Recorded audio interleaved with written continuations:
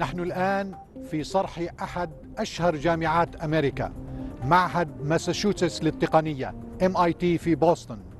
سبب الزيارة إجراء حوار خاص مع البروفيسور نعوم تشومسكي، أبرز وأهم منظر سياسي وناشط أمريكي وأستاذ اللسانيات والفلسفة في جامعة MIT، وفي أول لقاء له مع الميادين. Professor Chomsky, welcome to Mayadeen. This is your first time on Mayadeen. It's an honor for us, and we're looking for a very good exchange of views with you. Glad to be with you. Thank you. Professor, in your opinion, how you characterize today's world? Non-polar, multipolar, or what? The world system. Yeah. Well, I think it's helpful just to say a few words of background. In 1945, it was pretty straightforward to describe the world system. The United States emerged from the war with a position of overwhelming power. It had 50% of the world's wealth, controlled the hemisphere, both oceans, the opposite sides of both oceans, and it still didn't, there was still a separate power, the Soviet system, but much smaller and confined basically to Eastern Europe. The planners understood that and planned and had ideas about how to create a world system, which they proceeded to implement.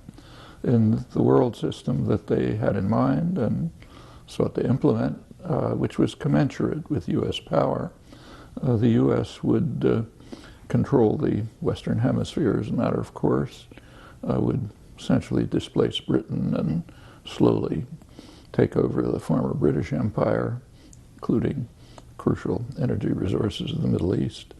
It would take over Asia and the heartland of Eurasia, the commercial industrial centers of Europe, Western Europe, and the rest would be for discussion. But the current situation... Coming to the present, yeah. If you get to about 1970, the U.S. share of world wealth had declined to about 25%. Still enormous, but not 50%. By that time, it was recognized that the world was economically becoming tripolar. North America, based in the United States, Europe, based in Germany primarily, and East Asia, based at that time primarily in Japan, now China and other industrial countries on the periphery, Japan's former colonies. It was tripolar economically, but not militarily or in terms of influence and domination. It was still pretty much a U.S.-controlled world. In the last 10 years, roughly, something quite significant has happened. The Western Hemisphere has broken free of U.S. control. You can see it very clearly in the last hemispheric conference about a year ago in Colombia.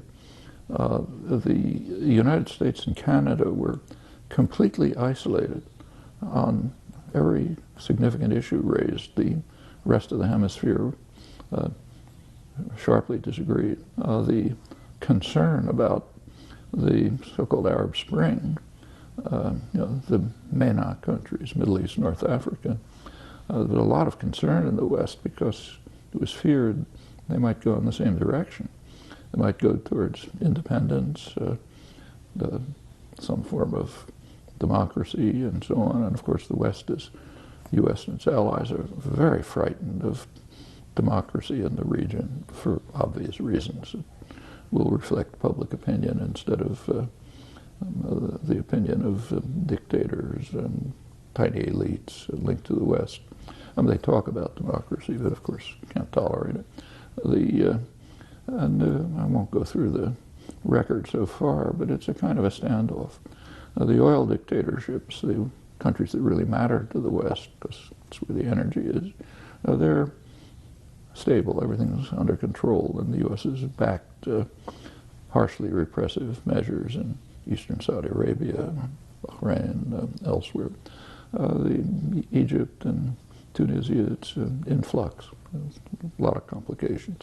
But so far, they haven't lost the Maynard countries so far. When you get to the structure of the world system today, it's, I wouldn't say it's multipolar. The United States is still overwhelmingly dominant in most dimensions, but power has become diversified, undoubtedly. If we take, for example, the Syrian crisis and how the United States and Russia and China, we have the veto many times from both of them, China and Russia. It was by many accounts that this is probably one significant signal about how the world system is being shaped by, for the first time, Russia and China together. They're standing up to the United States. I'm not at all convinced of that. I suspect that the United States rather welcomed the veto because that gave a pretext for doing what they want to do anyway, namely not intervening. If the U.S., Britain, France had wanted to intervene, they wouldn't care one way or another about a Security Council veto. They'd do what they want. They'd set up a coalition of the willing and, you know, go ahead. So this is a sign of the decline and not being able to do anything. So it was a cover, almost? I think they have not decided what they do want to do. Who do they want to support? After all, Assad was a pretty decent ally for the United States. He cooperated with the U.S. intelligence. He cooperated with the so-called war on terror, you know, kept the border quiet. Of course, very brutal within, but that's never been a primary consideration. And I think Washington is concerned about whether some alternative to Assad might be less congenial as an ally. So they're standing off. In fact, one rather striking fact about the Syrian conflict, which is a horror story, I don't have to go into that. The country is kind of on its road to suicide unless something happens. But there would be one very simple way for the United States and Israel to support the rebels without sending a single pistol. It would be enough for Israel to mobilize forces on the Golan Heights, which it's done in the past when it wanted to. And that would necessarily draw Syrian military forces to the south. It would relieve the pressure on the north. Simple method of supporting the rebels, but there's no hint of it, not even a word of discussion, which is one of many reasons for suspecting, I think, that the U.S. doesn't much want to get involved. France is a little more open about supporting the rebels, but Britain a little, but not much. So but do you think the U.S. position is not to call for regime change in Syria?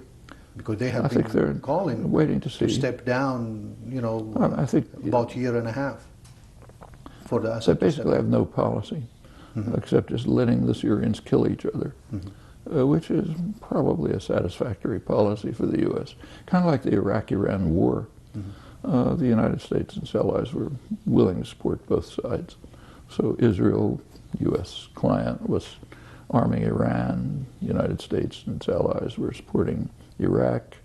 And as long as they were just killing each other, that's fine. Actually, it's kind of reminiscent of a remark by Harry Truman when he was a senator during the Second World War. He commented that as long as the Germans and the Russians are slaughtering each other, that's fine. We should just let them do it. We'll move in later and pick up the pieces. It's not an unnatural view. Britain, France, other imperial powers have had the same conception. And I suspect that's what's happening in Syria. It's no harm to U.S. global interests if Syrians slaughter each other and destroy the country. You know, who cares? But the last comment about, but global order is more diverse, like the BRICS countries. Who's shaping this world order? Because I want to ask you in particular about not only the major countries, Western and others, like we're talking about China, Russia, India rising. But we're talking about regional power in the Middle East in particular. We have Turkey, we have Saudi Arabia, we have Egypt, we have Israel. And we see that sometimes there is enough room for those regional power to play around. Like for instance, in the Syrian crisis, we see that the margin of freedom of those regional power is kind of extended a little bit. A little, but not very much. I mean, they're not doing anything much that conflicts with the goals of the major powers. Primarily the United States still remains dominant in the region. They do have some initiative, but you're right that the smaller powers are beginning to play a role. The major case of that, China is one case, but though I think its power is exaggerated. And the BRICS countries are another, you know. They're now significant actors. They can't impose their policies. So for example, when the three traditional imperial powers, France, Britain, the United States, joined the rebels in Libya as their air force, actually in violation of the Security Council orders, the BRICS countries strongly opposed it. They called for negotiations, as did the African Union and even the International Crisis Group, most others, but it was disregarded. They're not significant enough yet to interfere with imperial policies. China, of course, opposed it too, but didn't matter. But they're not. They can't be disregarded. For example, we've just passed the 50th anniversary of the Cuban Missile Crisis, which practically brought about a probably terminal nuclear war. Came very close. One thing that's ignored. Several things are ignored. One is that, just sort of known, that the United States, of course, had missiles surrounding Russia, missiles in Turkey, elsewhere, and that's normal. We of course, can threaten others. But what's a little discussed is that the Kennedy administration had just placed long-range missiles with nuclear warheads in Okinawa, aimed at China, at a period of considerable regional tension there, and that's just normal. We don't talk about that.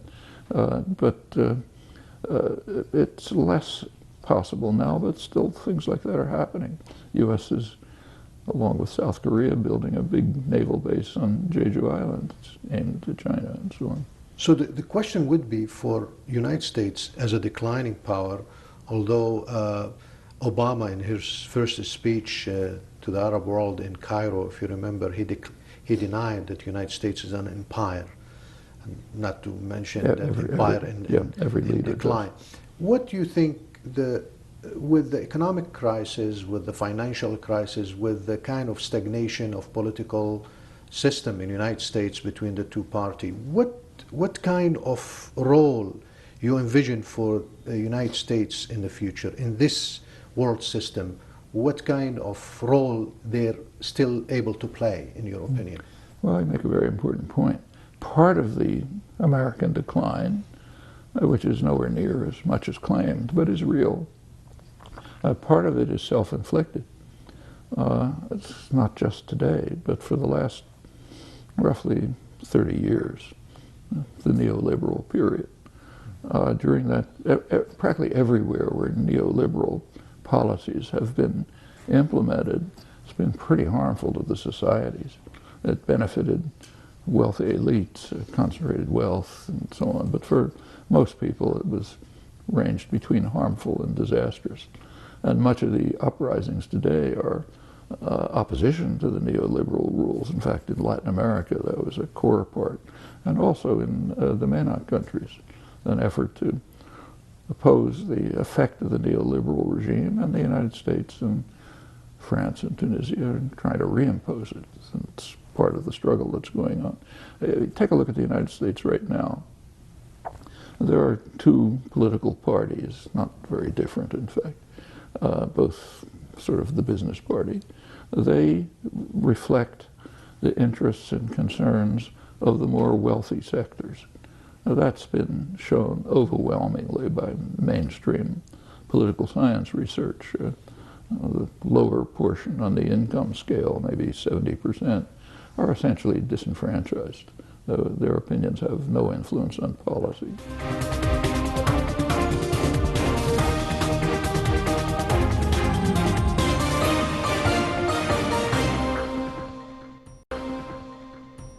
Professor, since we have a limited time, I want to shift a little bit our discussion to, we're talking about Obama. I would like you to give an overview assessment of his foreign policy in general and his toward the Middle East in particular, and the way that he backed off from even suggesting freezing the settlement, and then now there is some kind of probably hope that he will try to have in his second term some sort of policy. You know, the two-state solution is almost being eliminated by the settlement and by other action by the Israeli government, and there is no. So what can he do? What do you think? What's your assessment of his? He can do anything he likes. I mean, if the U.S. lays down the law, Israel has to follow it. That's happened over and over again. I mean, it takes just to pick one case almost at random, take the Israeli invasion of Lebanon in 1982. I don't have to tell you what happened then, pretty awful. But by mid-August, and the U.S. supported it strongly, you know, Reagan blocked any actions of the UN, the U.S. was arming the Israelis, the press was supporting it, and so on. By mid-August, it was becoming harmful to U.S. interests. The international reaction was growing, protests over the atrocities, destroying Beirut and so on. Nobody cared much about destroying southern Lebanon, but a capital is different. And you may recall that Menachem Begin, Israeli prime minister at the time, was almost euphoric. He was describing, in his image, he had Hitler cornered in his bunker. It was World War II all over again, but this time he had Hitler, Arafat, cornered in his bunker where he could move in and kill Hitler. Huge thing. Well, Reagan simply told him, it's over. Get out. Did he have a choice? No, he withdrew. I mean, then... So that could be applicable anytime? Anytime. That the United States will be able to tell the Israeli what to do? There's case after case like that. If there were time, I could run through them. And it runs right through the second Bush administration. Obama is, in fact, the first U.S. president who has not imposed constraints on Israel, which, of course, it has to follow, just because of the relations of power, which are obvious. But Obama hasn't done it. With regard to the settlements, it's true that he ritualistically repeated, that you shouldn't continue settlements. And you'll recall that when it came to the Security Council in February 2011, Obama cast a veto of a resolution which called for implementing official U.S. policy. What it called was for an end to settlement expansion. Incidentally, settlement expansion is a minor issue. It's the settlements that he issued, not. But this called for official U.S. policy, Obama's policy, and settlement expansion. The U.S. vetoed it. Netanyahu understands this. I mean, it's don't do it, but with a wink. And we're not going to do anything about it.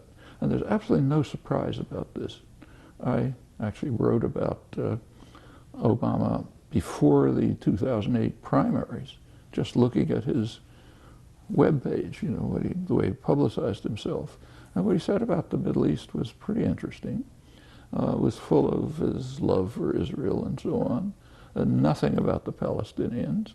There was a sentence or two about Lebanon. This was right after the Israeli invasion of Lebanon.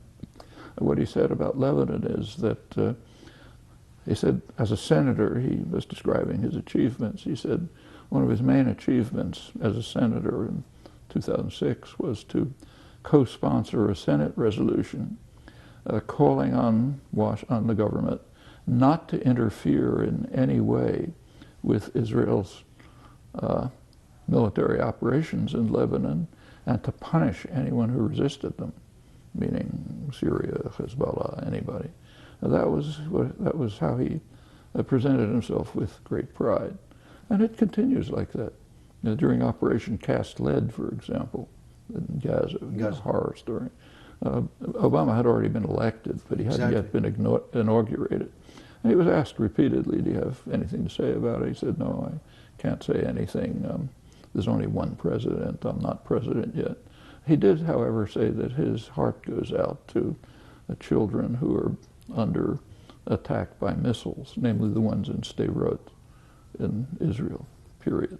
The operation was very carefully timed to end hours before his inauguration. So therefore, he came in, there's now one president, but the operation had just ended, not by accident, and therefore he didn't have to say anything about it. When he was asked, he said, well, it's best to look forward, not to look backward. That's the standard line. So it's all like sideshow? It's all smoke and mirrors. Smoke and mirrors about how Obama being lectured by Netanyahu, how there is no relationship, close relationship between them, and that's one of the objective of his visit is to mend this kind of relation and to enforce the relation. I mean, what kind of your assessment of the people when they say the enormous influence of the Israeli lobby in the United States is the one that guiding U.S. policy, and that's why U.S. president is a victim of such pressure? Several. First of all, the question is, what do you mean by the Israel lobby? I mean, there's AIPAC, the Jewish lobby, but there's a huge Christian Zionist movement. Right, there always has been. Goes back to goes back to England in the 19th century. But elite Christian Zionism has always been very strong. But now there's a huge right-wing Christian fundamentalist movement. It's a large part of the base of the Republican Party. They are super pro-Zionist. They support Israel on just about everything. They're also passionately anti-Semitic. You take a look at their theology. You know, it's supposed to be a war in Armageddon, the saved souls rise to heaven, the Jews go to eternal perdition, and so on. You can't get more anti-Semitic than that. But they support Israel on everything. The Republicans have pretty much abandoned any pretense of being a normal parliamentary party. They're just in lockstep service to the very rich and the corporate sector, with a kind of a catechism that everyone has to repeat, kind of like the old Communist Party. Well, you can't get votes that way, so they have to get votes some other way. And the way they've been doing it is by mobilizing sectors of the population that have always been there. Like, for example, the United States has always been an extremely religious country. I doubt that there's, maybe Saudi Arabia, but I don't suppose there's any other country in the world where half the population thinks the world was created a few thousand years ago, say. A second question, more fundamental. You take a look at American power. Whatever the Israeli lobby is, it's tiny as compared with the business lobbies, the military lobby, the Business Roundtable, Chamber of Commerce, high-tech industry, and so on. These are far more powerful. If they thought their interests were being harmed, they'd put the lobby out of business in no time, but they don't. And the reason is they basically support the policies. So also, Israel happens to be a very good investment opportunity for high-tech corporations. Like American high-tech corporations invest in Israel. It's kind of like the United States. It's a rich society, very sharply differentiated, but a highly educated, high-tech sector, pretty inexpensive by American standards. What do the Palestinians offer the United States? They don't have any wealth. They don't have any power. They don't have any rights. I mean, it's elementary. So on the one side, you have plenty of arguments. On the other side, nothing. Is it hard to figure out what policy is going to be? Well, Professor, we wish to have more time, but we know that you have other engagement, and we thank you for the time. And hopefully we can have a second round to have more conversation with you, maybe here or in Lebanon, since you're visiting. I want to thank you very much for your time. And I just, last thing I want to tell you, there is no hope that this administration will do anything, any new initiative vis-a-vis the Israeli policy. There is hope. And I'm not quite as pessimistic about a short-term two-state settlement, as you suggested. The hope is what it always is, organized public opinion. That's the way changes come, almost always, whether it's women's rights, opposition to aggression, name it. Organized mass public opinion makes a difference. I mean, whatever criticisms there can be about the United States, it's a very free society. The government has very limited capacity to coerce. They have mechanisms, but it's mostly persuasion, you know, or marginalization. They can't use force very much. That makes a difference. There's no mukhabarat. There's, you know, makes a huge difference. And it's changing. So on college campuses, for example, probably the major issue for organized action is Palestinian solidarity. That's a radical change from a few years ago. I mean, you know, I've been giving talks on these issues for 50 years. Up until pretty recently, I had to have police protection on college campuses. And now it's totally different. Big crowds, very engaged, can't get a hostile question. That's going to influence the general society as it has in the past. Apartheid fell. Well, thank you again, Professor. أعزائي المشاهدين، شكرا جزيلا لإصغائكم، وسنلتقي في لقاءات أخرى وحوارات خاصة مع مفكرين أمريكيين وغيرهم. إلى اللقاء في الحوار القادم. شكرا جزيلا.